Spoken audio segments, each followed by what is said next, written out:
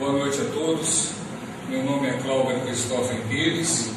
Eu e nosso amigo aqui, Leonardo Bruno Fonseca de Oliveira. Por favor, Leonardo. Estamos hoje começando uma palestra sobre o tema Saúde Pública, Mitos e Verdades, a convite dos estudantes pela liberdade aqui na Universidade do Estado do Pará.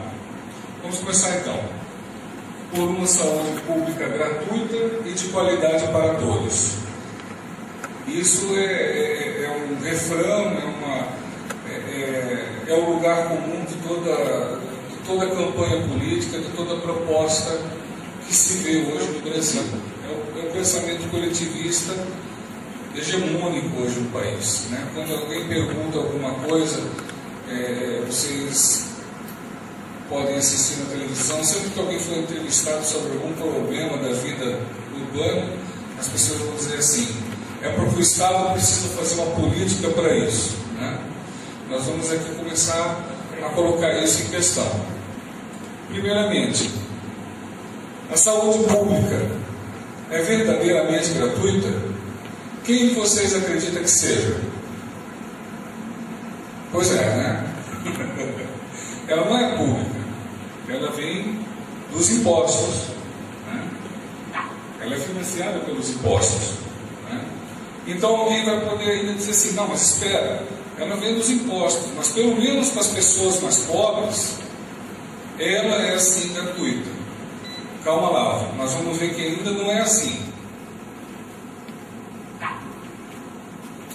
Frederic Bastiat, ele ficou famoso por desenvolver o seguinte raciocínio: o Estado faz uma estrada, constrói um palácio, conserta uma rua, abre um canal e com isso dá trabalho a certos operários. É o que se vê. Mas ele priva de trabalho certos outros operários. É o que não se vê, né?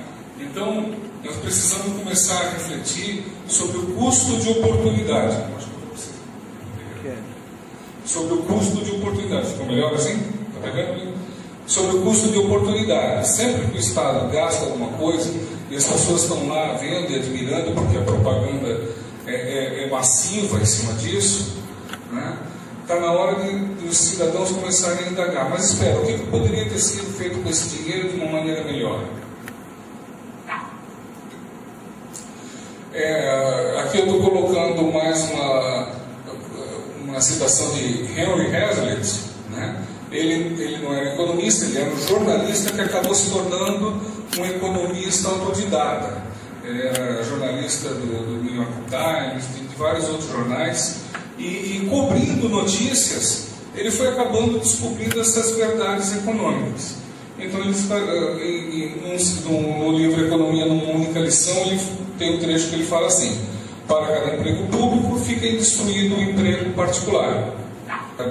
Eu trabalho na Receita Federal, sou analista tributário, e eu vou dizer para vocês: existe um órgão dentro da Receita, existe uma coordenação, que ela é especializada em fazer simulações de efeitos econômicos sobre diferentes métodos de tributação. Jamais nenhuma dessas simulações conseguiu chegar a uma conclusão definitiva sobre método de tributação. O que se sabe é: quanto maior a tributação, menor a poupança privada, né? E o que acontece? Você está confiscando a poupança privada, você vai impedir os investimentos produtivos e a geração de empregos com maiores salários, né? Então, seja qual for a carga tributária, os métodos de tributação, serão sempre os pobres que vão pagar mais impostos. Por quê? Por que isso? Por quê? Porque eles vão deixar de ter emprego, ou tendo emprego vão receber salários menores. Mesmo que num hipotético país onde só as pessoas ricas fossem tributadas, ainda assim seriam os pobres quem, na cadeia desse raciocínio econômico, seriam aqueles que mais pagariam, né? Justamente por causa disso, porque o dinheiro que poderia ser utilizado para investimento está sendo aplicado está sendo desviado para o governo para ele fazer obras que nem sempre atendem às necessidades mais urgentes da população. E vamos lá, vamos começar a indagar mais também. O que é qualidade? Porque é muito fácil para um político chegar na televisão e dizer: eu que vou prometer saúde gratuita e de qualidade universal, né, para todo mundo. Mas que qualidade é essa? Né? Será que o método, o estilo de atendimento do SUS vai atender a fulano, ciclano e beltrano? Né? Isso é uma coisa que a gente precisa colocar em questão. Na sociedade livre, na iniciativa privada, isso é resolvido pela lei da oferta e da procura. Cada um procura o serviço que mais se adequa às suas necessidades. Há aqueles que querem pagar um plano de saúde que complete o transporte aéreo por helicóptero, por exemplo. Vá lá para um fazendeiro, isso pode ser útil. Para quem mora na cidade, isso pode ser caro demais. Então, não é uma qualidade que não atende às suas necessidades. Então, aqui está, cada pessoa procurando alguma coisa que ela tenha mais em mente, né? que procure atender mais os seus anseios. Tem gente que quer eficiência, tem gente que quer baixo custo, há quem gosta de uma boa comodidade, né? Tecnologia. Deve haver um serviço público de saúde. O que é um serviço público? Bom, segundo a corrente essencialista, uma atividade é considerada serviço público em razão de sua própria natureza. Ou seja, existiriam determinadas atividades que possuiriam características essenciais, né? Aí seriam chamadas, isso aqui deve ser serviço público. O problema é que nenhum jurista dessa corrente jamais conseguiu categorizar exatamente o que deve ser e o que não deve ser serviço público. Então, falando para vocês hoje isso, não existe isso, né? Além da corrente essencialista, existem as correntes subjetivista e formalista. A subjetivista, ela chegou a propor o seguinte: se é feito pelo Estado, é serviço público. A formalista, ela já diz o seguinte, que são públicos aqueles definidos em lei. Então, ela também não tem uma categorização essencial sobre o que é, né? Fundamental. O que pode ser serviço público e não é. O que dizem alguns dos maiores juristas? Eli Lopes Meireles diz que aquele que é serviço prestado pela administração, seus delegados, para satisfazer necessidades essenciais ou secundárias da coletividade, ou até mesmo simples conveniências do Estado. Celso Antônio Bandeira de Mello, bastante nada econômico, né, nas suas citações, ele também faz um conceito bastante extenso, mas que na verdade quer dizer isso também. José Cantelha Júnior, eu gosto bastante, sou bastante fã da Maria Silva Zanello de Pietro, e ela diz a mesma coisa: qualquer atividade que o Estado esteja exercendo. Então, enfim, esse filósofo, economista também é sociólogo, chama-se Hans Hermann Hoppe, ele é alemão. Ele diz o seguinte, que a evidência histórica mostra-nos que todos os serviços públicos hoje providos pelo Estado em algum tempo no passado foram fornecidos por empreendedores privados ou ainda hoje são realizados dessa forma em um país ou outro, né? Então, uma dicotomia que claramente distingua entre serviços públicos e privados não existe, né? E é por isso que existe até tantos desacordos sobre como classificá-los. A Maria Silva Zanello de Pietro chega a falar em crise do conceito de serviço público. E muitos juristas concordam, está aqui o Eli Lopes Meireles. Realmente o conceito de serviço público é variável. E a Maria Silva fala da crise da noção de serviço público. Então agora nós vamos chegar e perguntar para todos assim: bom, então não existe categoricamente que se possa dizer isso é serviço público, isso é serviço privado, né? Agora, é possível oferecer um serviço de ponta, de primeira qualidade para todos? Quem acredita que isso é possível? Isso não é possível, né? Por quê? Porque todas as inovações são caras.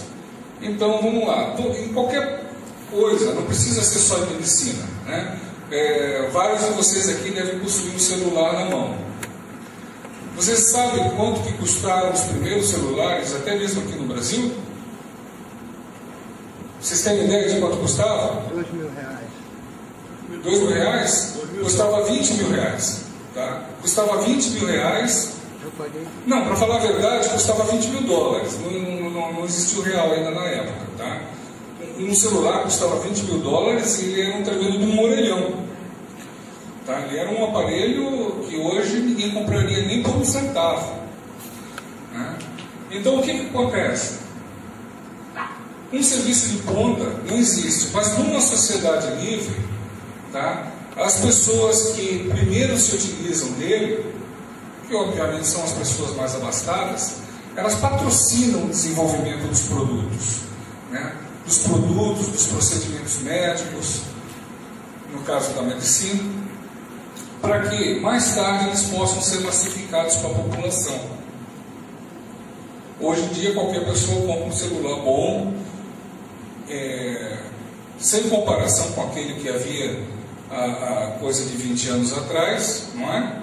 E por um preço módico com muito mais funcionalidades. Assim então, todo o processo de inovação numa sociedade livre. Está aqui uma citação de Ludwig von Mises, um dos pais da doutrina austríaca, que nos diz: o luxo de hoje é necessidade de amanhã. Cada avanço primeiro surge como um luxo de poucos ricos, para daí a pouco tornar-se uma necessidade por todos julgada indispensável. A ele devemos as progressivas inovações, por meio das quais o padrão de vida de todos os estratos da população se tem elevado gradativamente. Vocês conseguem pensar numa coisa tão simples quanto o uso de talheres? Pois já foi um luxo. Era coisa só de monarcas, de nobres. E vocês conseguem imaginar a importância disso para a higiene, para a saúde? O uso de talheres ele acabou reduzindo muito a incidência de doenças, porque sendo de metal são laváveis e não se contaminam. Né? Olha aqui nós temos também um americano, ele é um economista, John Lott Jr., ele escreveu esse livro chamado Freakonomics. Não confundam com Freakonomics. Tá? Freakonomics é o que vendem nas livrarias do Brasil. Freakonomics foi um livro resposta ao livro Freakonomics, tá? Onde ele desmente todas aquelas assertivas que o outro autor imagina serem corretas. Né? Então, olha só o que ele fala, ele dá aqui uma importante informação, que os americanos, eles cobrem hoje praticamente todos os custos com pesquisa e desenvolvimento, restando aos outros países apenas os custos de produção e distribuição. Então, os americanos, que são hoje 5% da população mundial, eles pagam até 50% do custo mundial com remédios.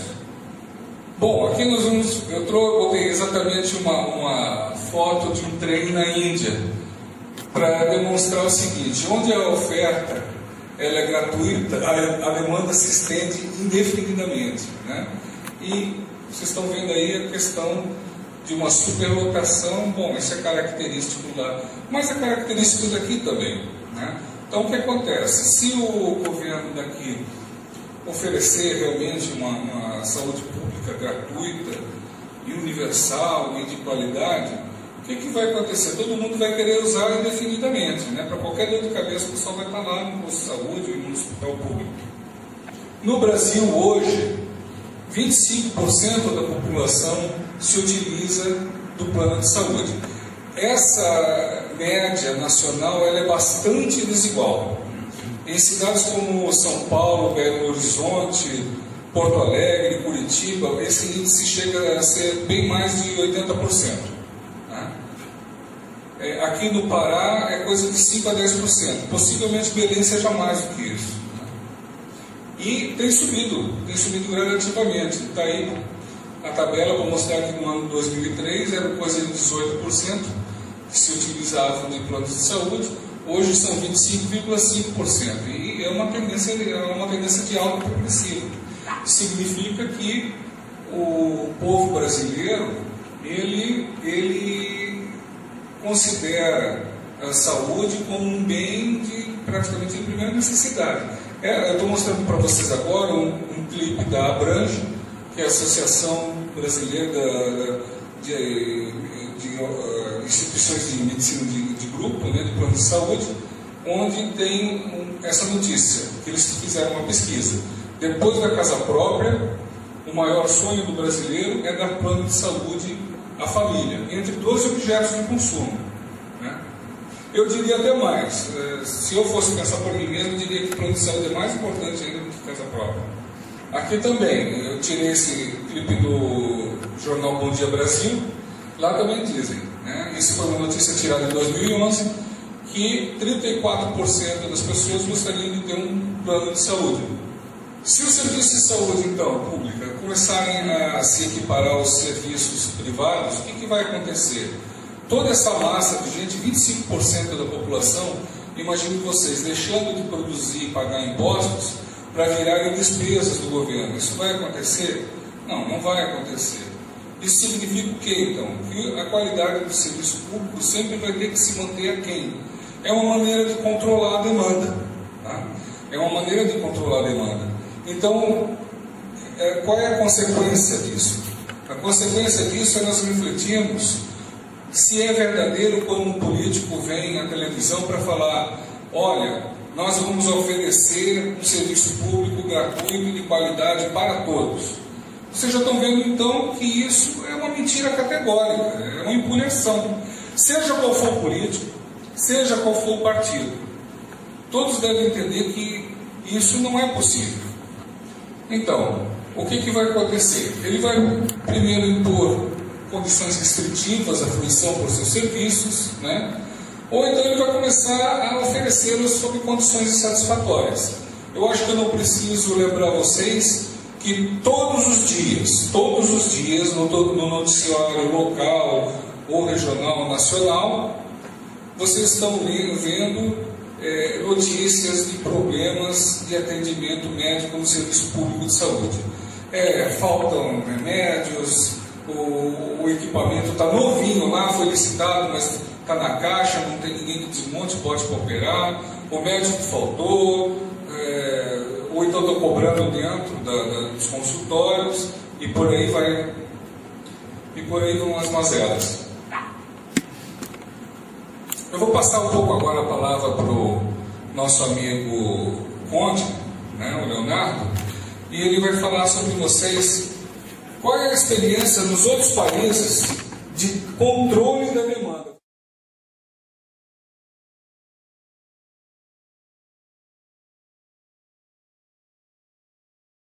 O sistema de saúde público, ou pelo menos a ideologia do sistema gratuito, de qualidade e outras coisas, é basicamente uma ideologia de propaganda e também que dá dividendos políticos para determinados grupos, né, que têm, inclusive, interesses escusos, não somente de controlar a demanda, como também de controlar a saúde da própria sociedade. Uma questão que a gente tem que refletir sobre o conceito de saúde pública é que quanto mais o Estado expande sua influência sobre a sociedade, em vários campos, inclusive no campo da saúde, você percebe que a sociedade civil, ela perde, né? Ela se torna obstruída no fator da própria liberdade. Isso nós podemos ver na própria expansão da saúde pública no século XX. Tá? Para que serve a expansão da saúde pública? Tá? Qual é a motivação da saúde pública?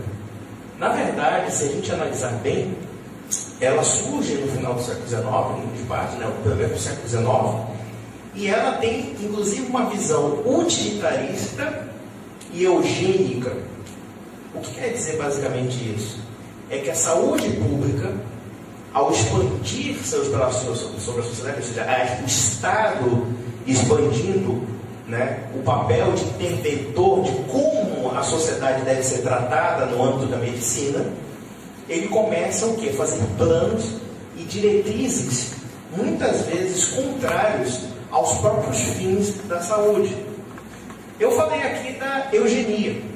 Se vocês tiverem a oportunidade um dia de estudarem o que a medicina do final do século XIX, começo do século XX, apregoava sobre plano de saúde pública, era basicamente o quê? A esterilização em massa, né? O extermínio das pessoas consideradas fracas ou inaptas, ou então, basicamente, o quê? A eliminação dos retardados mentais, a eliminação dos antissociais, entre outras coisas. E isso engendrou numa política que aconteceu em toda a Europa e nos Estados Unidos, que foi a política de eugenia, e cujo exemplo maior foi a política nazista. Ou seja, o regime nazista, a partir de 1933, né, começou a elaborar um plano de eliminação, não somente dos alemães, ou seja, aqueles alemães considerados deficientes deveriam ser basicamente apagados, porque isso geraria um custo, digamos assim, supérfluo da saúde, né? E ao mesmo tempo se criou uma ideia de que se você eliminar os fracos, você vai criar realmente uma sociedade saudável. Ou seja, olha só que lógica maluca, né? Você vai criar uma sociedade saudável eliminando os doentes, basicamente, né? Uma maluquice isso. E depois, claro, essa eliminação acabou tendo conotações racialistas, como aconteceu com os judeus, com os eslavos, com os ciganos, etc., né? Por outro lado, nós falamos aqui de demanda controlada, né? Ou seja, o Estado, ao mesmo tempo que ele promete um determinado tipo de serviço, ele cada vez mais é incapaz de fazê-lo. Por N razões. Uma é a questão do custo, né? O custo é basicamente proibitivo. Por quê? Porque ele promete, basicamente, financiar uma saúde sem haver uma contraprestação econômica. Muito pelo contrário, é uma questão, você praticamente destrói riqueza. Vejam, por exemplo, o caso das sociais-democracias europeias, em que a saúde é basicamente estatizada, né? Ou então nos países comunistas, né? Nos países comunistas, onde o sistema de saúde, ao contrário de uma certa propaganda esquerdista, basicamente é uma saúde sucateada, uma saúde que basicamente a pessoa vive numa espécie de racionamento de atendimento e serviços, tá? Temos um exemplo clássico aqui. Uma mulher russa realiza em média 7,3 abortos em sua vida. Danos uterinos são epidemia. Pacientes com mais de 60 anos são considerados parasitas inúteis, e aqueles com mais de 70 têm os mais básicos tratamento de saúde negados. Após 70 anos de socialismo, 57% de todos os hospitais russos não possuem água quente encanada, e 36% dos hospitais localizados em áreas da Rússia não contavam com água encanada nem de esgoto de qualquer tipo. O que quer dizer basicamente isso? Vamos analisar o extremo, por exemplo, de uma saúde privada, um sistema de saúde privatizado e um sistema de saúde totalmente estatal, que é, inclusive, um projeto que hoje existe em praticamente todas as democracias ocidentais. Você vai para a Europa, pelo menos existem alguns países em que 70% a 80% do sistema de saúde já é estatizado. Ou então vamos, por exemplo, para Cuba, né, que é glamourizada por muita gente e que praticamente a medicina é 100% estatal. Existem dois problemas aí que nós podemos avaliar. Uma é o problema da liberdade, não somente do médico clinicar, ou seja, a liberdade da produção científica propriamente dita, como também a liberdade do paciente escolher seu sistema de saúde. Todos os sistemas sociais democráticos, seja ele sueco, francês, holandês, alemão, português, o sistema canadense, inclusive, eles colocam dois aspectos. Uma, o Estado decide como você tem que ser atendido. Não é você quem vai procurar um médico que seja mais compatível com aquilo que você deseja. Não. É o Estado quem determina as prioridades da sua saúde. Feito isso, ou seja, o paciente não escolhendo como ele tem que ser atendido, temos um outro aspecto, que é a questão da própria liberdade da atividade médica. Vamos pegar um caso de Cuba. Cuba, o médico não tem liberdade de desenvolver ciência. Quem determina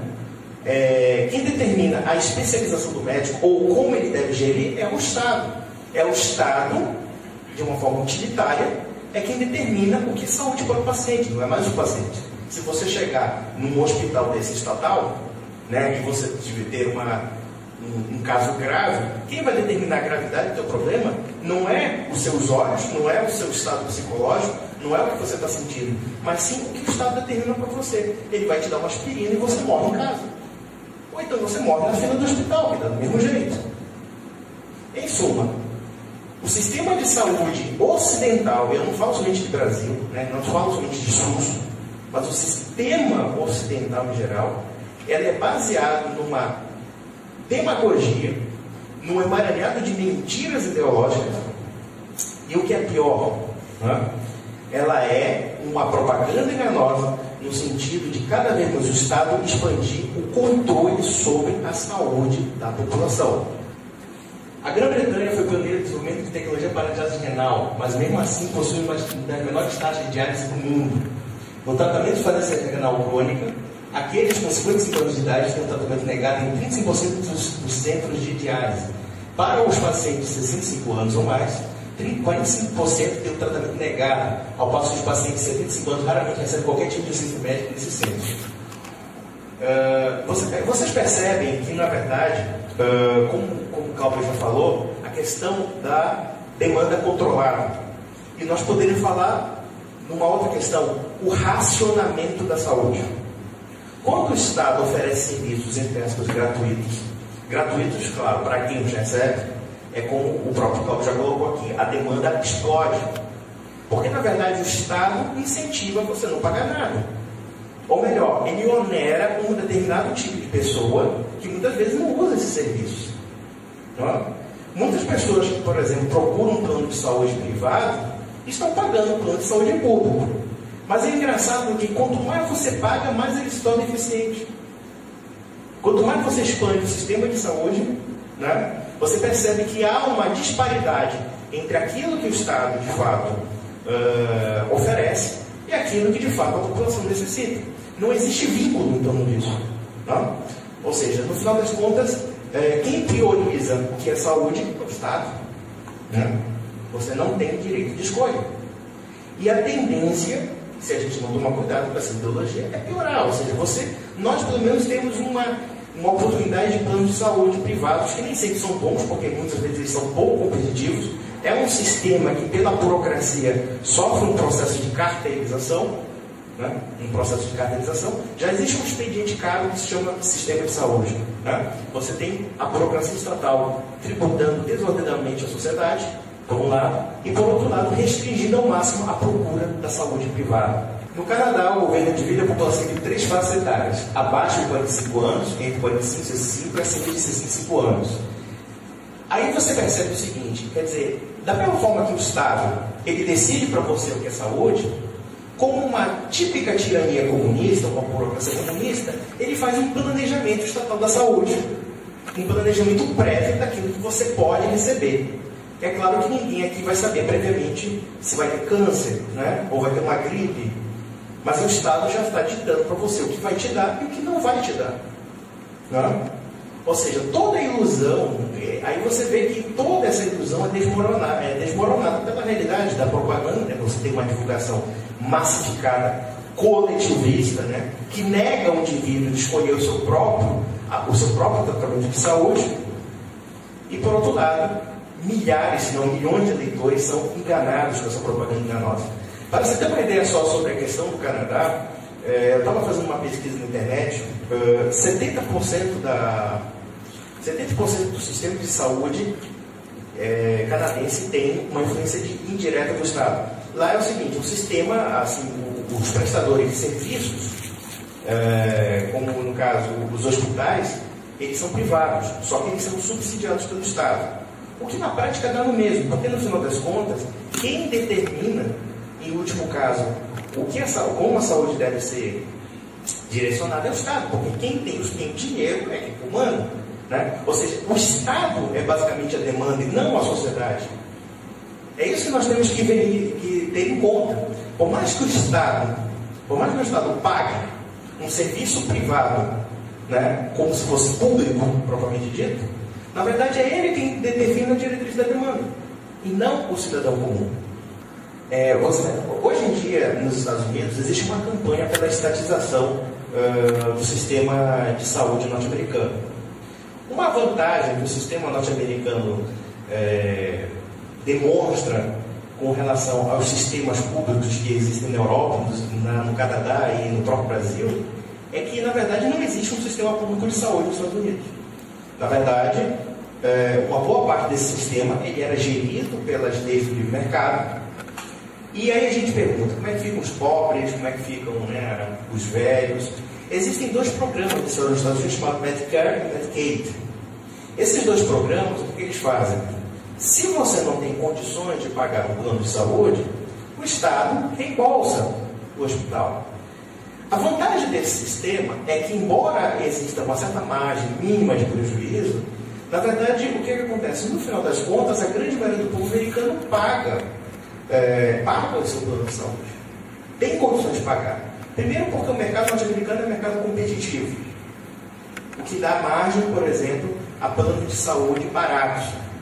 Aí tocamos na questão que o próprio Calber Pires colocou aqui, sobre a questão da necessidade. Né? O que é necessário para você pagar um plano de saúde? O que você procura um plano de saúde, né, no plano de saúde? Né? Você procura, sei lá, uma Unimed, né, nacional ou uma Unimed regional? Né? De acordo com essas necessidades, nesse aspecto, o mercado atende. Isso acontece nos Estados Unidos. E o Medicaid e o Medicare, de alguma forma, que é um serviço social para os pobres e para as pessoas com mais de 65 anos de idade, eles compensam, digamos assim, aquelas pessoas que não podem pagar. Mas não transforma em torno disso, quer dizer, em torno de um benefício assistencial, não faz, por exemplo, uma saúde estatizada, muito pelo contrário, uma saúde privada. O que aconteceu com o governo Obama? Né? O governo Obama simplesmente estava querendo estatizar o sistema de saúde, criar um sistema rígido, rigoroso sobre o trabalho dos médicos. Ou seja, no final das contas, ele estava querendo inverter tudo de cabeça para baixo. Tudo de cabeça para baixo. Ou seja, vocês já estão acostumados a ouvir uma propaganda em que diz assim: 40 milhões de norte-americanos não têm serviço de saúde. O que ninguém conta é que a grande maioria dessas estatísticas, desses 40 milhões, são imigrantes ilegais e são pessoas que simplesmente não precisam do sistema. Partindo do pressuposto que os Estados Unidos têm 300 milhões de pessoas, então a grande maioria das pessoas não precisa de um plano de saúde estatal. Não precisam. Só precisam aquelas pessoas realmente muito carentes. E o Estado, de maneira muito setorizada, somente gasta com os carentes, não gasta com todo mundo. Quando você fala de um sistema público de saúde universal, você está dizendo que todo mundo necessariamente precisa de sistema de saúde, o que não é verdade. Você está criando, você está produzindo um tipo de serviço que a grande maioria das pessoas talvez não precise. Então, isso é um desperdício de recursos. E é isso, e esse é o debate norte-americano, que muitas vezes você vê na TV, e que é vendido, né? É vendido o seguinte: os republicanos são malvadinhos, né? Eles não querem que os pobres tenham um serviço de saúde, enquanto o Obama, esse lindo e maravilhoso, né, quer estatizar tudo e passar tudo para o controle do Estado para dar para todo mundo. Mas existe uma falácia lógica em torno disso. A estatização não significa socialização, ou entre aspas, se é que a gente pode usar essa palavra, não significa difusão, significa concentração. Concentração de poder estatal. Concentração, né, de atividades numa única entidade chamada Estado. É isso que nós temos que pensar toda vez que o Estado expande a sua esfera de poder sobre a vida social. E no serviço de saúde pública não é diferente. Vamos analisar uma coisa. No século XVIII, no século XIX, quem é que fazia o serviço de saúde? Né? Já que não existia esse Estado gigantesco que hoje determina para você o que é saúde. Os hospitais eram da igreja, os hospitais eram feitos pela voluntariedade da sociedade, através das famílias, através das paróquias, né? E aí vem esse Estado moderno, né, usurpando as funções outrora feitas pela sociedade e dando uma de bacana, de bonzinho, né, querendo te dar para você tudo, né, através do controle burocrático sobre praticamente uma boa parte da nossa vida social. Vamos lá. Então, você vê aqui um dos grandes pais do demônio moderno, né, do ogro filantrópico chamado Estado, chamado Karl Marx. Né? Segundo formou a teoria do mais-valia, nesse lugar, o lucro dos empresários é filho do roubo do trabalho dos trabalhadores. Essa teoria, já naturalmente, ela é furada, ela foi não somente refutada pela economia neoclássica, como também pela economia austríaca, né, É interessante que o Karl Marx já foi refutado desde o século XVI, porque os escolásticos de Salamanca já refutavam o conceito de valor-trabalho do Karl Marx. Só que, infelizmente, né, os sábios de Salamanca não chegaram à Universidade Brasileira, que dirão os austríacos. Né? Então você vê que existe por trás também uma ideologia do estatismo, né? Um verdadeiro ódio anti-empresarial. Né? O que você é engraçado, né? Tem nego aí morrendo em fila de hospital, está morrendo no SUS, né? Está morrendo aqui no PSL, todo dia está morrendo gente. E no final da história, quem tem a fama de safado, de canalha, é o empresário que te dá um plano de saúde privado. Né? Eu queria saber quem é que vai trocar o seu plano de saúde privado pelo PSN. Vai trocar pelas maravilhas do Lula, da Dilma Rousseff, né? Do prefeito, do governador, né? Você vê, por exemplo, o próprio presidente Lula, ex-presidente Lula, falando, não, Obama, escolhe o SUS, né? Escolhe o SUS. E o safado vai para o Sírio-Libanês e para o Albert Einstein, né? 2 hospitais privados, são 2 hospitais de excelência do mundo, não somente do Brasil, do mundo. 2 hospitais privados, né? Ou seja, o político quer que você morra em fila do hospital, mas ele vai para o hospital privado, né? Porque ele se acha acima do bem e do mal. Vamos lá. Essa questão da fraude das estatísticas, e quando você fala de saúde pública e também desse pessoal, ou seja, para você provar uma teoria falsa, você precisa maquiar os dados. Um exemplo clássico aqui é Cuba. Você pode ter ouvido falar de muitos desses comunistinhas aqui que você deve ter encontrado aqui na universidade, né? Que os caras começam a falar assim, Cuba, né, tem um serviço de saúde dos melhores do mundo, né? Cuba tem índices sociais, IDH, parecido com o IDH europeu.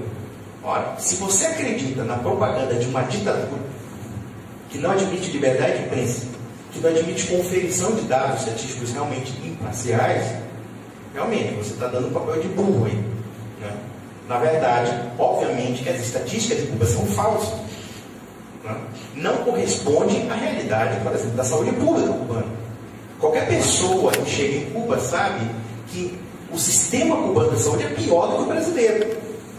Olha, para ser pior do que o brasileiro, tem que ser muito ruim mesmo, né? Você imagina, por exemplo, faltando seringa, né? Você faltando gás. Quer dizer, coisas básicas da medicina, e acredito que meus amigos médicos aqui sabem muito mais do que eu, né? Quer dizer, coisas tão básicas faltam em Cuba. E mesmo assim, você vê como é que a ideologia ela começa a transmutar e até ultrapassar a realidade. Veja o fato, por exemplo, do nosso governo atual querendo trazer os 6 mil médicos cubanos, os 6 mil macumbeiros cubanos. Essa é a verdade, são macumbeiros, eles não são médicos no sentido estrito que se entende a medicina brasileira, que é muito mais excelente que a cubana, por exemplo. Mas mesmo assim é o seguinte, você vê a ideologia do Estado socialista, né, querendo ultrapassar os fatos, ultrapassar a realidade. Nós vemos aqui uma cena da questão que é uma questão muito comum aos inimigos da livre empresa e aos inimigos do livre mercado, né, sobre o conceito da exploração capitalista.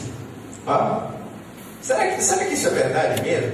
É claro que os salários no Brasil eles são muito baixos em alguns setores, mas eles são baixos por outras razões. Não é porque o livre mercado é malvadinho, ou porque o empresário é malvado, mesmo vamos pegar, por exemplo, o empresário do plano de saúde, não é porque ele seja malvado, ele tem interesses, ele é ambicioso também, é claro que ele também tem pecados. Mas e o Estado aí? Né? O Estado, por exemplo, que não dá condições para que os próprios médicos tenham, né, uma boa atividade na sua profissão. Né? Não, mas o Estado é aquela coisa, o Estado é intocável. Né? O Estado é lindo e maravilhoso. Quanto mais ele te afunda, quanto mais ele te leva para o fundo do poço, todo mundo quer mais Estado, ou pelo menos alguns querem mais governo na nossa vida, por assim dizer. E a gente vê essa questão, né, da exploração capitalista, né, da miserabilidade, entre outras coisas, quando na verdade, se a gente analisar o século XX foi o século do Estado. O século do Estado forte, do Estado gigantesco, cuja graça custou a vida de milhões de pessoas. Né? Na União Soviética, se você tinha racionamento de saúde, nós poderíamos ver também racionamento de comida, ou melhor, até crise de fome em massa. Né? E enquanto isso, o capitalista, essa criatura malvada, né, essa criatura que saiu do Éden e foi para o inferno, basicamente foi o maior produtor de riqueza e criou, digamos assim, cria as oportunidades que muitas vezes nós desdenhamos, porém pagamos.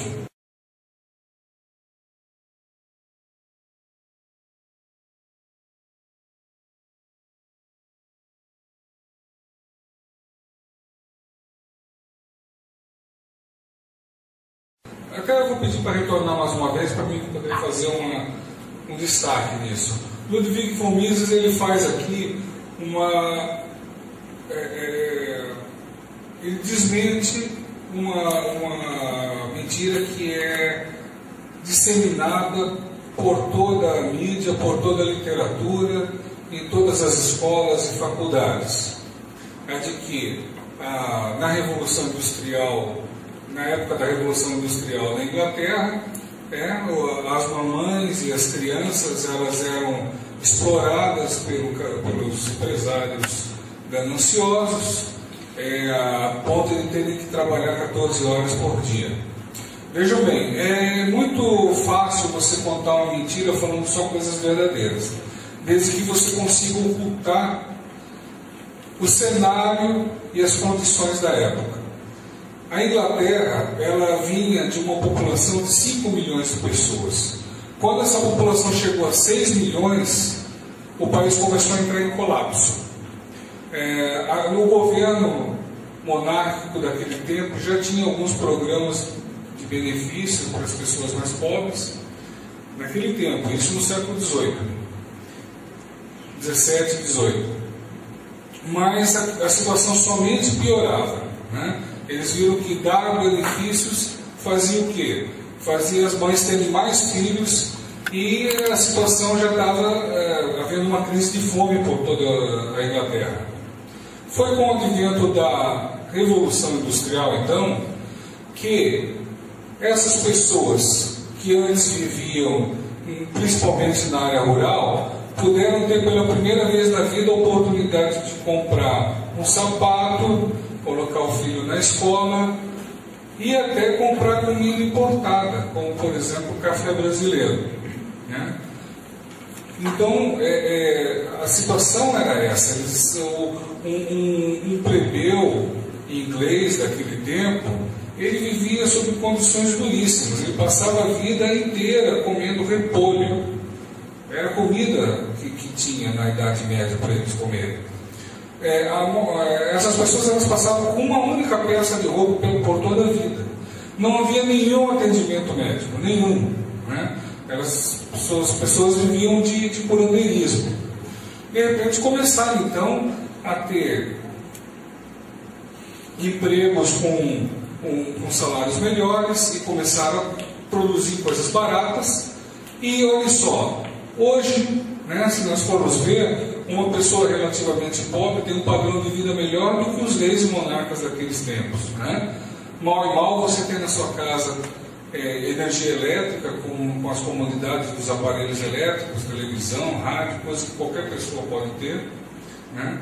Você tem roupas boas fabricadas a preços baratos e alimentos também de qualidade do mundo todo. Então, vou dar para vocês aqui alguns conceitos básicos para a gente poder seguir adiante. Eu vou falar sobre o lucro, mas antes disso a gente quer falar sobre a ação. O que é a ação? A ação humana, segundo Ludwig von Mises, é um ato propositado visando transformar uma situação menos confortável em uma situação mais confortável, né? Então é um ato que visa ter o quê? Visa ter lucro, tá? Uma pessoa esticando a mão para pegar uma maçã no pé.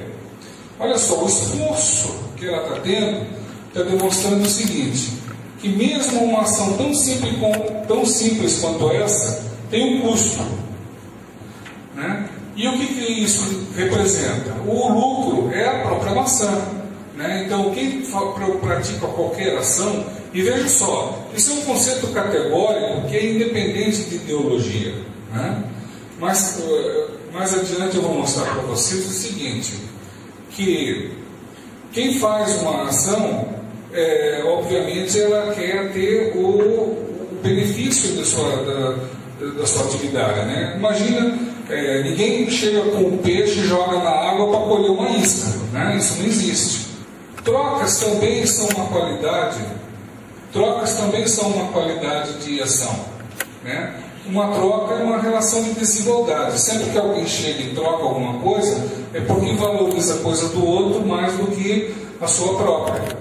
Quando duas pessoas efetuam uma troca, ambas esperam se beneficiar. Caso contrário, a troca não é efetuada.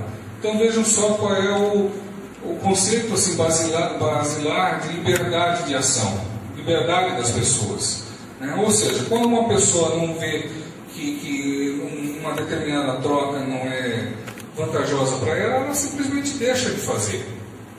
Bom, aqui Adam Smith, ele escreveu o livro A Riqueza das Nações e desenvolveu a teoria das vantagens absolutas, né, em que ele demonstra que a especialização de funções ela é benéfica para os cidadãos. O Ricardo depois descobriu o seguinte, que mesmo que um país produza tudo em maior quantidade, seja mais eficiente na produção de todos os bens do que um segundo país, mesmo assim pode haver benefício para ambos das trocas, desde que haja uma diferença de produtividade entre eles, né? Então, cada um se especializando, cada um vai se beneficiar daquele excedente produzido. Preços. O que são os preços, então? Os preços, eles são um importante instrumento de quê? De categorização do custo, tá? Quando uma pessoa vai na prateleira do supermercado, escolhe um produto, vamos dizer, uma marca de café entre tantas outras, ela está dando uma informação valiosíssima para a sociedade. Por quê? Porque quem ele comprou vai perceber, olha, ele comprou o meu produto ou não comprou o meu produto, a embalagem funcionou, a embalagem não funcionou, né? A propaganda funcionou, a propaganda não funcionou, os meios de transporte funcionaram, a comercialização, o preço foi adequado, tudo isso se dissemina por toda a sociedade.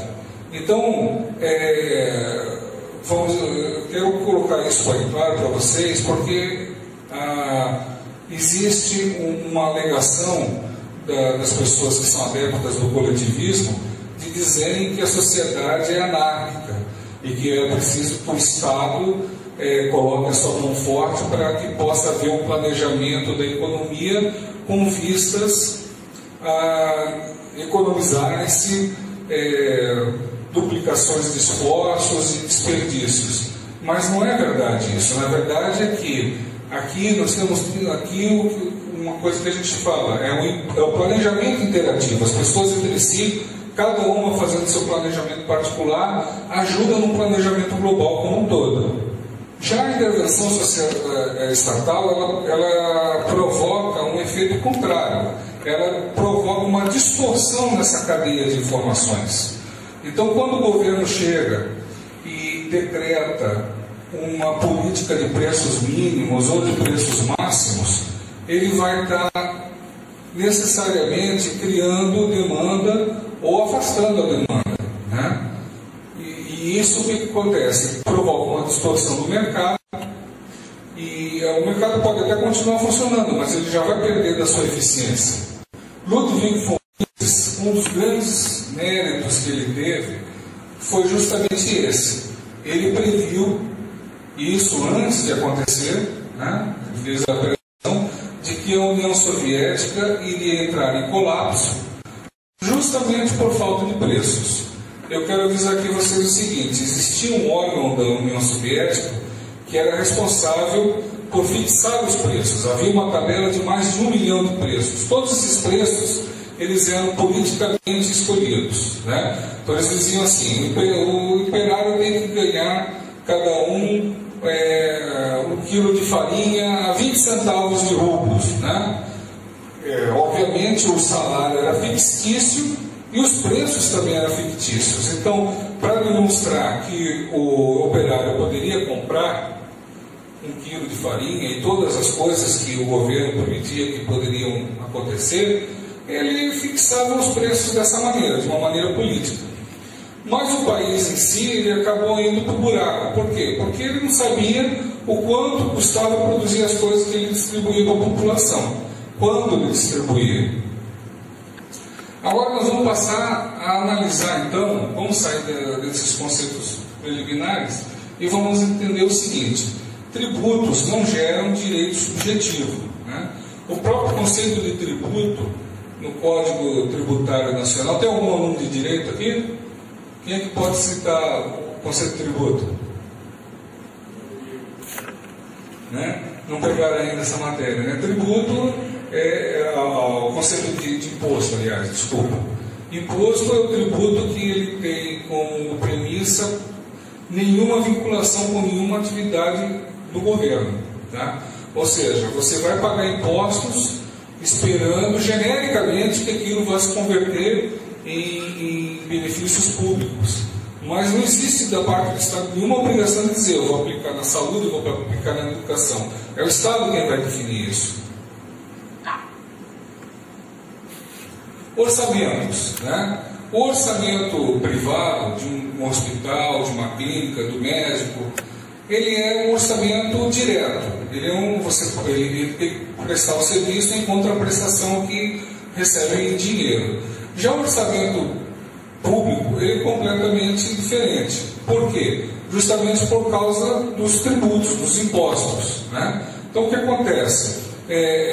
Os hospitais, eles não recebem pelos serviços que eles fornecem. Eles recebem segundo a capacidade política dos administradores de conseguir recursos, né, juntos aos seus chefes, tá? É assim que funciona. Existe a emenda complementar número 29/2000, que ela destinou alguns recursos de alguns impostos e contribuições necessariamente para a saúde. Mas nem isso é capaz de criar um direito subjetivo para o cidadão. De entrar num estabelecimento público de saúde e dizer: eu quero ser atendido porque eu estou pagando, né? Ou então de acionar a justiça, de acionar os seus direitos. Então, aqui eu estou falando o seguinte: nas instituições privadas, os estabelecimentos mais eficientes costumam ser premiados com a preferência do público consumidor, aumentando assim as suas receitas. Ou seja, quem trabalha melhor, quem fornece os melhores serviços, obviamente é consagrado pelo mercado. Já no ambiente público, é totalmente o contrário que acontece. O que acontece? No ambiente público, quem vai receber mais verbas vai ser aquele administrador que disser assim: olha, minha unidade é mais pobrezinha, tem mais problemas, precisa aplicar mais dinheiro aqui. É ele que vai receber mais dinheiro, mais verbas. O administrador público que consegue ser mais eficiente, que consegue economizar recursos, né, que consegue ser mais enxuto, o que acontece? Ele acaba sendo punido por isso. Ele vai dizer: não, então você está funcionando direitinho, fique do jeito que está, te vira. E isso se reflete na própria promoção dos funcionários. Nas instituições privadas, os funcionários eles precisam mostrar serviço, obviamente, entendendo o que fazem, serem eficientes para poder serem promovidos, crescer na carreira. Por quê? Porque existe uma cobrança de resultados. Já no ambiente público, isso não existe. Então, o que acontece? Os funcionários que conseguem graus de promoção a níveis de gerência e direção são aqueles que desenvolvem mais habilidades políticas, são aqueles que conseguem arrecadar mais a vontade das pessoas em torno da dele mesmo. Em instituições privadas, quem faz a compra geralmente já é quem trabalha numa seção de almoxarifado. E ele resolve isso num toque. Ele pesquisa o preço do mercado, tem autorização para comprar e, de qualquer maneira, ele está submetido a uma auditoria de custos, né? Ele está constantemente sendo vigiado quanto a esse item, né? Quanto ao seu desempenho. Já nas licitações públicas, um dos maiores problemas que existe é quanto à fiscalização do recebimento dos bens. Geralmente é feito da seguinte maneira: em qualquer órgão público eles destacam esse, aquele outro servidor, geralmente não são os melhores servidores, são os piores, e destacam eles para, em regime assim, de desdobro do trabalho, eles não têm que ir lá receber material, né? Então você já vê que eles já vão com aquela negligência toda, já vão com aquela má vontade, e assim não, muitas vezes sem ter visto o que recebem. E é por isso que vocês podem ver nas instituições públicas um problema gravíssimo que eu chamo que é a indústria da licitação pública. O que acontece? O que é a indústria da licitação pública? É o seguinte, como o governo brasileiro tem uma capacidade imensa de fazer compras, ele criou uma indústria viciada, especializada em vencer as licitações públicas. Então eles conseguem oferecer um produto mais barato, mas geralmente é um produto vagabundo, muito vagabundo. Então são canetas que não escrevem, são grampeadores que dão umas 2, 3 grampeadas e não funcionam mais, e por aí afora, né? Um caso mais grave do que simplesmente objetos de escritório, eu poderia citar livros didáticos, né? Eu já fiz algumas pesquisas sobre livros didáticos, eles são terríveis. Feitos como? Embrulho e manda. O cara escreve qualquer porcaria, passa pelo MEC, ganhou licitação, o livro é barato, vendeu, ficou rico. É assim que funciona. Eu já tinha falado para vocês da questão do orçamento. Agora vamos ver a questão da garantia do cidadão. Em uma sociedade livre, em uma sociedade capitalista, vamos dizer assim, quem não cumpre o seu contrato é acionado na justiça. E em países onde os contratos são bem respeitados, isso gera deveres de indenização muitas vezes vultosos.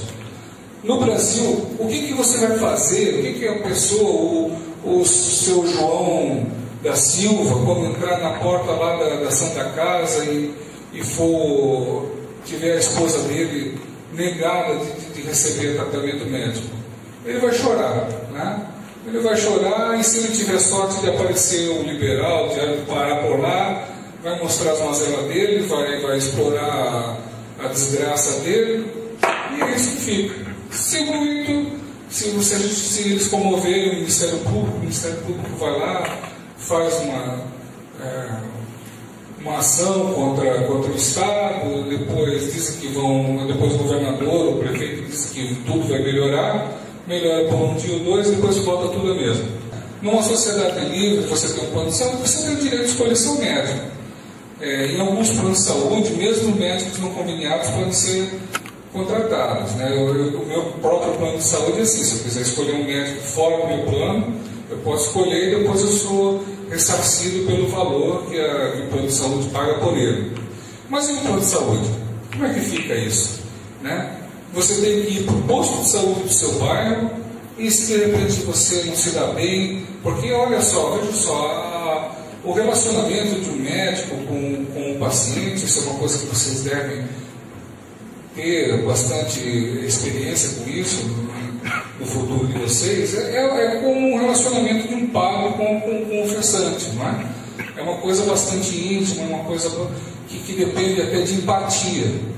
Mas o usuário do sistema público não tem direito a nada disso. Tem uma piada até que diz o seguinte, né, que chegou o paciente do sistema público de saúde para ser atendido pelo médico, o médico já estava vendo a receita. Então o usuário chegou e disse: mas calma, médico, eu nem comecei a falar ainda, você já está vendo a minha receita. E o médico disse: não, a tua está aqui, já está pronta, essa aqui é do próximo que vai vir ainda.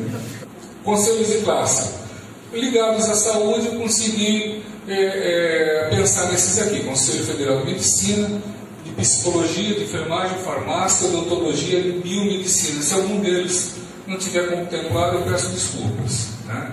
O que acontece? Esses órgãos, eles são entidades que até hoje nem sequer conseguiram receber um tratamento jurídico adequado. Por falta de uma categorização melhor, eles são considerados autarquias, embora juristas que discordem. E por que existe toda essa discordância? Porque, na verdade, essas instituições elas são descendentes das antigas guildas medievais, que eram entidades protecionistas meramente, né? Então, eu vou mostrar para vocês o que acontece quando um órgão, uma autarquia feita, no caso aqui, estamos falando de saúde por profissionais de saúde, ela passa a legislar em causa própria, né? Então eu falei, são instituições onde os próprios profissionais legislam e fiscalizam procedimentos e a ética da profissão, estabelecem taxas e condições de funcionamento para estabelecimentos privados. Veja essa declaração encontrada no site do Conselho Federal de Medicina. Ao defender os interesses corporativos dos médicos, o CFM empenha-se em defender a boa prática médica, o exercício profissional ético e uma boa formação técnica e humanista, convicto de que a melhor defesa da medicina consiste na garantia de serviços médicos de qualidade para a população. Agora eu quero perguntar para vocês, desde quando os interesses corporativos dos médicos são os interesses da contraparte que são os dos usuários? Né? Quem que vocês conseguem vislumbrar alguma identidade nisso? É óbvio que não existe, né?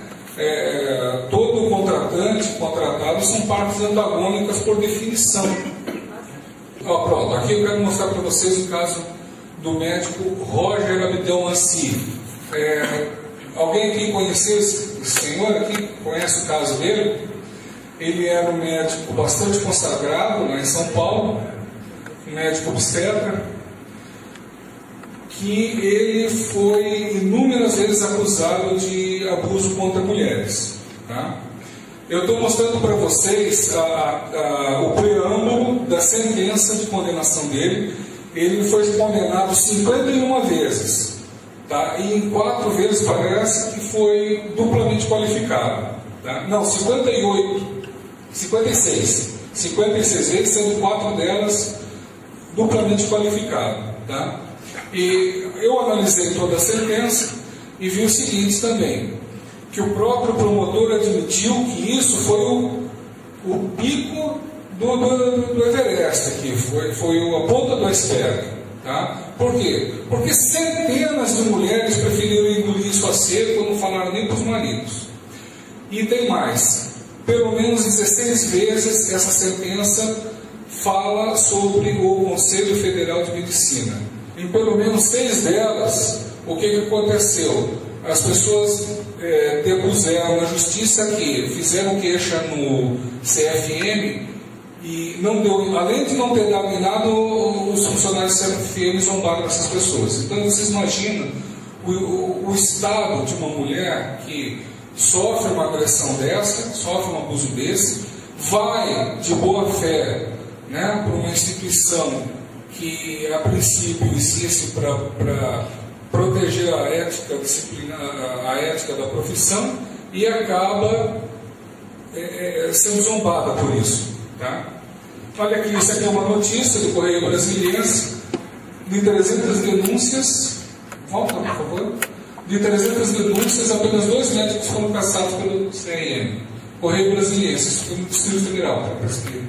Olha, a declaração dada por um CRM é um programa fantástico em 2010. Toda vez que o Conselho recebe uma denúncia de que em tal lugar existem médicos formados e registrados fazendo aborto, o Conselho abre uma sindicância e proíbe o médico de fazer. Se ele persiste com isso, ele é caçado. Então, olha só, o sujeito pratica atos contra a vida e recebe uma advertência. Que é um absurdo isso, minha gente. Esse programa aqui, ele mencionou o caso de um médico lá no Nordeste, se não me engano em Pernambuco, que ele fez mais de 500 abortos. Não, desculpa, ele fez abortos por mais de 50 anos. Agora nós estamos entrando num lado pior. Eu estou deixando as coisas cada vez piores agora para mostrar para vocês. O CFM, como uma autarquia, ele já está cometendo um ato de improbidade administrativa, para falar o mínimo. Né? O que ele faz? Ele já está usurpando os direitos políticos dos médicos associados. Tá? Então, ele confessa isso claramente. Olha só como isso está no site do CFM. Né? Ele diz o seguinte, que hoje as atribuições e o alcance das ações desse órgão estão mais amplas, extrapolando a aplicação do Código de Ética Médica e normalização da prática profissional. Atualmente, o Conselho Federal exerce um papel político muito importante na sociedade. Olha, eu queria saber o seguinte, quem é que dos médicos deu alguma procuração para ele falar em termos políticos, né? Então ele está fazendo o papel de partido político, ele está usurpando o direito político das pessoas. Vocês vão ver como isso vai ser mais grave. Olha só agora o ativismo político do CFM, né? Quem está lá dirigindo o CFM agora, imagina, fizeram uma recente declaração, não sei se vocês têm conhecimento disso, né? De que eles apoiam o aborto livre até a 12ª semana de gestação. E os estudantes de medicina devem saber que uma criança com 12 semanas já tem cérebro, já tem um coração batendo, já tem as funções vitais já basicamente não desenvolvidas, mas já potencializadas já, né? Queremos deflagrar uma nova discussão sobre o assunto, esperando que outros setores da sociedade se juntem a nós. Está o Conselho Federal dos Psicólogos, de Psicologia, ele é muito mais ativista ainda do que o CFM. Ele apoia bandeiras descaradamente políticas, como apoio ao MST, apoio ao assassino César Battisti, apoio à censura, que eles chamam eufemisticamente de democratização dos meios de comunicação. Democratização dos meios de comunicação, estou falando isso agora. Antes era controle social da mídia, agora ficou feio, o pessoal achou, não, isso é censura. Então eles mudaram o nome para continuar sendo censura, mas subiu um nome mais que pudesse passar, né? Censura psicólogos dissidentes, como foi tema da reportagem da revista Veja contra a psicóloga Rosângela Justino. Eles apoiam a descriminalização do uso de drogas e campanha contra as prisões e redução da maioridade penal, entre outros. Isso aqui foram só pincelados. O Ludwig von Mises, ele já falava que isso ia acontecer, né? Ele falou o seguinte, e isso já no século XIX, já no início do século XX, né? Houve uma corrente da escola fabiana na Inglaterra, da sociedade fabiana, que imaginava que as guildas elas poderiam fornecer um modelo de sociedade em qual cada profissão pudesse se autorregulamentar. Mas aqui ele coloca uma coisa muito clara: não, ninguém pode se autorregulamentar, legislar em causa própria. Na verdade, todos têm que se submeter ao crivo da sociedade, né? Então os médicos têm que se submeter ao crivo dos advogados, dos padeiros, e seja quem for, da população como um todo, como usuário, né? É o usuário, enfim, que tem que julgar quando os serviços são bem prestados. Agora eu vou falar para vocês um contraponto sobre tudo isso. Eu tenho a formação de oficial mercante, e nesse campo eu tive uma boa experiência, foi em conhecer como funcionam as chamadas sociedades classificadoras. O que são elas? Sociedades classificadoras, a primeira delas foi o Lloyd Register, que nasceu em 1760. Então qual foi a ideia dele? Ele fez o seguinte: ele não é uma empresa seguradora, ele não é nada, ele é uma empresa certificadora. Ele é uma empresa que faz a regulação do mercado que o Estado faria. Ele decidiu fazer isso de maneira privada. Ele obriga as pessoas? Não, ele obriga por contrato quem quiser aderir ao Lloyd Register. Mas o que aconteceu? Quando ele começou a dizer, olha, um navio tem que ser construído dessa maneira, e quem aderiu ao plano dele, começou a ter navios que não afundavam, porque navios afundavam muito naquele tempo, né? Afundavam, tinham custos enormes, e ele começou a reduzir muitos custos. Com isso, o que aconteceu? Os fretes começaram a ficar mais altos, porque eram transportes de melhor qualidade, e os custos com seguros baixaram muito. Então, nesse esquema de regulação privada, tudo funciona com base em quê? Com base em reputação. Reputação da qualidade dos serviços prestados. Então, se você é um armador é o empresário que lida com transporte de carga marítima. Se você é um armador e você tem o seu navio registrado pelo Lloyd Register, você vai ter garantias de que você vai poder entrar nos principais portos americanos, europeus e asiáticos. Você vai ter a garantia de que os importadores e exportadores vão escolher o teu produto em primeiro lugar. E tem os custos com seguros e com exigências governamentais aí afora vão ser reduzidos. Então vamos voltar aqui para o conselho de classes. Qual é a minha ideia? A minha ideia é a seguinte: vamos extinguir os conselhos de classe? Não, não necessariamente. A minha crítica quanto a eles é quanto ao fato de eles serem uma autarquia monopolística. Ou seja, eles poderiam, cada um, poderia haver vários conselhos de classe, né? Assim como a OAB também é uma forma de conselho de classe, embora ela tenha outra denominação, poderia haver várias associações de advogados, que, aliás, no início era o Instituto dos Advogados do Brasil, era uma instituição privada, depois é que ela veio a se tornar autárquica.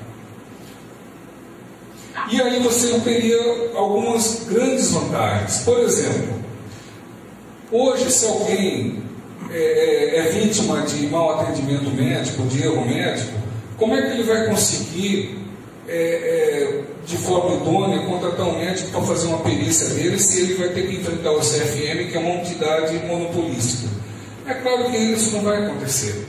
Já aí, nessa situação, uma situação em que possam haver vários desses conceitos, cada um com a sua filosofia, então o que pode acontecer? Eles vão rivalizar-se entre si, vão competir entre si, e aí a população vai poder gozar de uma melhor garantia.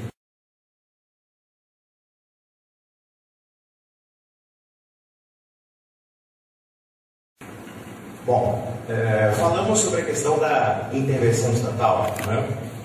Na minha exposição anterior, eu dissertei a respeito dos braços do governo cada vez mais influentes na nossa sociedade civil e, em particular, no sistema de saúde.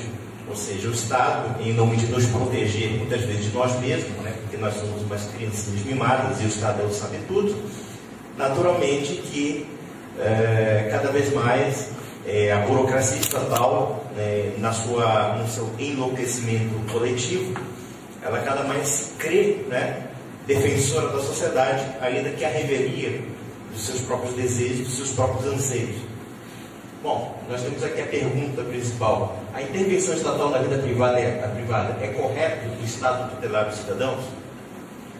A princípio depende, né? Existem situações, por exemplo, uma segurança e tudo, que o Estado pode ser subsidiário da sociedade. O que quer dizer que é subsidiário? A princípio, o ser humano, o cidadão, ele tem que fazer por conta própria, de acordo com as suas escolhas e de acordo também com os seus engenhos, né? E a figura governamental, na verdade, é uma figura auxiliar e não uma figura substituta das funções sociais. A grande discussão, quando nós pegamos não somente das chamadas funções públicas do Estado, e que foi muito bem dissertado aqui pelo meu amigo Calvin Pires, é o fato de que o Estado, ao invés de auxiliar, por assim dizer, ele usurpa certas funções, né? Ele invade a esfera de certas funções. Nós temos aqui um caso de um remédio que foi proibido, né, pelo governo, né? E a pergunta que não quer calar é: quem é que deve decidir, por exemplo, o fato de você consumir um remédio? Um burocrata lá de Brasília, né, que é do Serviço de Saúde, do Ministério da Saúde, ou então um médico que de fato conhece sua saúde, de fato está próximo de você e determina se realmente você tem que usar esse remédio ou não. Nós vemos aqui uma coisa, né, interessante, né? Quer dizer, o Estado usurpando a função privada, né? Desde quando o Estado, por mais que tenha boas intenções, digamos, você tem uma propaganda do cigarro, né? Por mais que haja boas intenções, como a gente bem sabe, de boas intenções o inferno está cheio, né? Então, quer dizer, desde quando o Estado, né, em nome desse bom mocismo, necessariamente tem o direito de invadir a esfera privada, a esfera do seu custo, para propagandear algo que é contra o seu produto ou contra, no caso, as necessidades do próprio consumidor. Nós vamos perceber aqui em várias cenas que o Estado, muitas vezes, em particular na questão da saúde, ela cria determinados serviços, né, de prevenção da saúde, que aparentemente são sedutores, mas que na prática podem colocar inclusive em risco a saúde da população. Nós vemos aqui, por exemplo, que uma discussão que ocorre muito nos Estados Unidos é sobre a aplicação de certas vacinas que são criadas por alguns laboratórios e que são usadas inclusive como testes. Ou seja, no final das contas, o governo, em solidariedade com alguns grupos farmacêuticos com intenções escusas, usa a população civil como uma espécie de cobaia, sem que a população saiba que está sendo usada. Né? Já houve casos de alguns tipos de vacinas que, por exemplo, poderiam causar a esterilidade, ou então poderiam causar outros tipos de doenças. E aí a gente vai para um outro plano de discussão sobre os aspectos políticos da saúde pública atual, não somente no Brasil, como também no mundo. Nós sabemos, por exemplo, que a Organização Mundial de Saúde, a OMS, junto com algumas políticas como dos Estados Unidos, da Europa e até mesmo dos países como o Brasil, existem pessoas que motivados por uma ideologia distorcida, como o neomalthusianismo, dentro dessa aparente preocupação com a saúde pública, existem teóricos, e surgem nos anos 60 ou 70, teóricos do controle da natalidade, que através dos mecanismos de saúde pregam o controle populacional ou o controle de natalidade compulsório. Um exemplo clássico disso é a vacina. A vacina, ou seja, a vacina não pode ser usada como um instrumento de esterilização em massa da população sem que a população perceba. Isso não é teoria da conspiração, não. Existem documentos da ONU, existem documentos de declarações de pessoas da OMS, inclusive do próprio governo americano. Recentemente, no governo Obama, teve um sujeito, que é um assessor dele, dizendo, ele escreveu um livro dos anos 70, dizendo que se deveria usar a água potável para envenenar a população e reduzir o crescimento populacional. Ou seja, você está bebendo sua água, você está pensando em planejar ter família e ter filhos, não, o Estado já decide por você não terá filhos.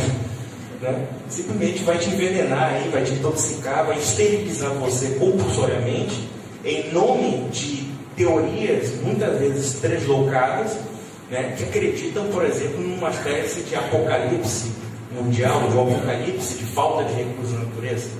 Naturalmente que tudo isso é uma farsa. O mundo não está em colapso econômico, muito pelo contrário. O que o mundo produz com o atual sistema econômico dá para sustentar a humanidade várias vezes. Eu não vou me dedicar naturalmente quais são os problemas da pobreza, da pobreza do mundo atual, esse não é o foco da questão, mas sim do fato de que a saúde pública, como um projeto monopolista do próprio Estado, ela pode instrumentalizar contra a saúde dos próprios cidadãos. Interessante, Interessante que é uma denúncia desse doutor Wolfgang Wodark, denúncia dos interesses dos grandes laboratórios, ou seja, quer dizer, através de instrumentos aparentemente oficiais, como a União Europeia, como a OMS, a Organização Mundial de Saúde, ou então como os próprios governos nacionais, ou seja, os laboratórios de saúde, os laboratórios de remédios, de farmacêuticos, eles instrumentalizam sob uma aparência de saúde pública o quê? No caso, transformar a população como cobaia de experimentos biológicos, experimentos com remédios que muitas vezes, se fossem usados de forma, por assim dizer, mais lícita, com certeza seriam proibidos. Nós vemos aqui, a indústria Baxter enviou material para as vacinas contaminadas com vírus vivos da gripe aviar para laboratórios de 18 países. Quando o lote de 72 quilos da vacina chegou à República Tcheca, um dos técnicos do laboratório resolveu testá-la e todas as cobaias testadas morreram em seguida. Imediatamente ele fez uma análise das vacinas e descobriu que as mesmas continham vírus vivo, o que as tornaria uma arma letal, em vez de prevenir a doença. Apenas 3 meses depois, o OMS decretou a pandemia. Ou seja, nós percebemos que uma política estatal, com uma burocracia em escala mundial, que a OMS é uma burocracia de escala mundial, que pertence à ONU, são capazes de, através de instrumentos de políticas públicas do Estado, de políticas de saúde do Estado, causar a doença. E a pergunta que fica aqui, por que causar a doença? Por que causar esse alarde? É interessante notar que quando a gente analisa determinados problemas da nossa atualidade, eles são provocados justamente para justificar mais intervenção estatal. Eles criam os problemas em grande parte para dizer assim, agora vem a burocracia salvadora da saúde, aí inventa mais burocracia, mais controle, né, mais fiscalização e cada vez mais transformando você literalmente em um gado no animal. Você vê aqui a questão da política de saúde sendo usada para o lucro fácil e desonesto, ou seja, empresas de saúde ligadas ao Estado, ligadas ao governo, ou seja, um conluio, né, chegam e vão criar um alarmismo na população, ou criar um medo, né, completo na população. Ou seja, você, por exemplo, no caso da gripe suína, nós vimos aqui que, na verdade, fizeram uma propaganda, né, de terror sobre a população para que determinadas vacinas ou determinados remédios fossem empurrados para ela, né, para que ela consumisse. E muitas vezes pagam pelo próprio Estado. Talvez se você tivesse um pouquinho mais de liberdade, mais de informação, por que você não comprasse essa porcaria? Veja uma coisa aqui, né? A OMS instrumentalizando a linguagem, a Organização Mundial de Saúde, instrumentalizando a linguagem para apavorar e intimidar a população e justificar determinadas políticas de Estado na saúde. Né? Você aterrorizar a população para que a população seja cada vez mais afeita ao controle da própria saúde. Eu estou desesperado, vou ter gripe, né? Eles criam a gripe e depois criam um remédio para você, né? Está parecendo aquela história do político que traz 6 milhões em Brasília para construir a ponte e mais outros 6 milhões para construir o rio que passa debaixo da ponte. Então é a mesma coisa, é a mesma safadeza. Olha só, né? Vacinas que matam. Vacinas que matam. Governo comprando vacina para envenenar você. Né? Em conluio de empresários safados, você vergonha querendo ganhar dinheiro a todo custo, sem qualquer decoro ético, junto com um político também safado que está querendo te envenenar. Né? Aí você vê aqui alguns casos de vacina, né, que foram dados para pacientes em repartições públicas, de saúde pública, e foram simplesmente envenenados e morreram. Olha só que coisa mais absurda, né? Até que ponto vai o controle estatal, da saúde, né? Ou seja, uma senhora em Portugal, ela foi submetida a uma esterilização compulsória. Né? Algo parecido nós só vemos nos anos 20, 30, nas políticas de eugenia, que, lembremos, não aconteceu somente na Alemanha nazista, não. Nos Estados Unidos aconteceram muito. Pessoas de cor negra, pessoas consideradas retardadas mentais, pessoas que tinham uma conduta social, por assim dizer, promíscua, foram esterilizadas à força. Tá? Ou seja, você não tem mais o poder sobre o seu corpo, você não tem mais o poder sobre como escolher ser tratado. O Estado escolhe para você essa coisa linda e maravilhosa, esse ovo filantrópico. Olha só, essa coisa que eu quero falar da Argentina, né? Na Argentina, ou seja, a vacina contra a rubéola, né? Na Argentina foi denunciado que havia agentes esterilizantes. Aí a gente percebe o casamento entre a política e a medicina, né? Ou seja, a medicina estatal sendo instrumentalizada para fins políticos, que é o que? O controle de natalidade. Ou seja, o Estado está querendo tirar de você a liberdade de você escolher ter filhos. Isso já acontece, embora de uma forma mais violenta, na China. Né? A gente fala assim, a China comunista aborta forçadamente crianças, né? Obriga, né, a cada mulher a abortar na base da porrada. Mas é aquela história, aqui não, aqui é coisa bem sutil, né? Quase passando vaselina, né? Então uma coisa assim que é bem fingida, escamoteada. Uma coisa interessante, né? E aí a gente volta para a medicina de macumba de Cuba. Né? Então, por exemplo, é muito comum, uma coisa que até foi muito divulgada, né? São duas preciosidades da medicina cubana. Uma, a cartilagem de tubarão, que diz que cura câncer, né? E a outra, a vacina contra a meningite tipo B. Né? Ambas sabemos que são fraudes. São tudo fraudes criadas pela propaganda e desinformação do regime cubano para promover a ditadura de Fidel Castro. Não? Ou seja, o Brasil desperdiçou dinheiro, quer dizer, 300 milhões de dólares, né? Quer dizer, 300 milhões de dólares foram jogados no ralo para a gente comprar simplesmente macumba. Isso não tem outra palavra, macumba. Né? Em Cuba se chama santeria, mas é isso mesmo, macumba. Ou seja, cartilagem de tubarão agora cura câncer. Né? Você tem cura para vitiligo, cura para tudo. Antes alguém fosse aqui no Ver-o-Peso, que seria mais barato, comprava, né, e você sabia que não ia ter resultado, mas pagava mais barato. Mas nós pagamos 300 milhões de dólares para sustentar a macumba do Fidel Castro. Temos um outro aspecto aqui, né, dessa substância negra fetal, né, que na verdade é uma técnica medicinal que foi inventada em Cuba para regenerar o sistema nervoso, mas às custas de cadáveres de crianças, né? Bom, hoje em dia, por exemplo, até refrigerante, dizem as más línguas que até refrigerante também tem células embrionárias aí, né, de feto morto, né? Isso aí é uma coisa que surgiu aí, que saiu na internet, inclusive, né? Ou seja, você vê até que ponto a medicina, infelizmente, baseada em critérios puramente políticos, ela está se tornando uma atitude completamente aética, né? Completamente fora de qualquer tipo de princípio. Já vimos aqui que o Conselho Federal de Medicina já está legalizando previamente o aborto e rasgando o juramento de Hipócrates, que com certeza vocês vão jurar um dia. Essa aqui é a maravilha do sistema cubano de saúde, né?